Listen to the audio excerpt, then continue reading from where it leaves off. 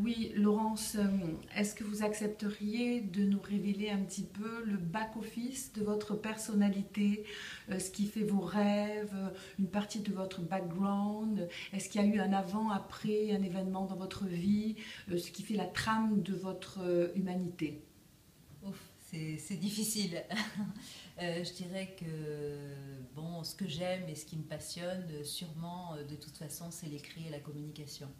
Moi, je crois beaucoup en la communication écrite, orale aussi, bien sûr, mais l'oral, c'est instantané, l'écrit, ça reste, et je pense que l'écrit reste quand même quelque chose de très important, quel que soit le support d'écriture, hein, que ce soit la presse ou que ce soit un site internet, ou voilà. Donc ça, je crois que c'est vraiment quelque chose qui me passionne. Je lis beaucoup, j'aime beaucoup, voilà, l'écriture en particulier. Après, le background, moi je suis quelqu'un qui vient de la presse écrite, hein. J'ai travaillé pendant 19 ans en presse quotidienne régionale, et en presse magazine maintenant. Voilà, c'est un. Est-ce qu'il y a un avant et un après? Non, je crois pas. Je crois que c'est une continuité, et je crois que l'écrit, la communication, c'est bien évidemment la même chose. La communication, on peut aussi la voir autrement, bien sûr, par le biais d'événements, par le biais d'une communication audiovisuelle, comme vous êtes en train de faire.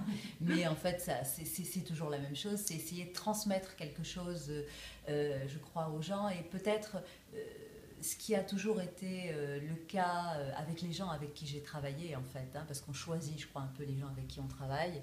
C'est une certaine exigence intellectuelle, c'est-à-dire essayer de transmettre des choses intéressantes qui apportent quelque chose. Voilà, essayer de transmettre du fond quand même. Ça, je crois que c'est très très important, et je pense que ce dont on manque actuellement, c'est de fond. On le voit bien, on glorifie un peu tout ce qui est instantané, tout ce qui est rapide, tout ce qui est. Et quand c'est rapide et instantané, on ne va pas au fond des choses. L'écrit permet de se poser et d'aller au fond des choses. Voilà, ça c'est vraiment ce que je crois. Est-ce que je peux vous demander quelle est la place du facteur humain dans vos choix, dans vos équipes?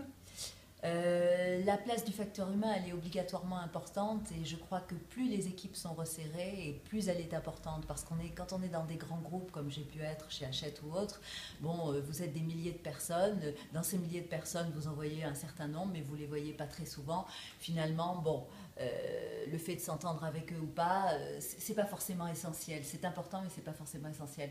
Quand vous êtes dans une petite société, là, ça devient très très important, et il faut qu'il y ait des gens qui croient en la même chose que vous. Mais pour ça, il faut leur expliquer ce en quoi vous croyez, et essayer d'avoir, je pense, une stratégie claire et une ligne claire. Voilà, c'est peut-être le plus important, c'est d'avoir des gens qui partagent un petit peu vos opinions, je pense quand même.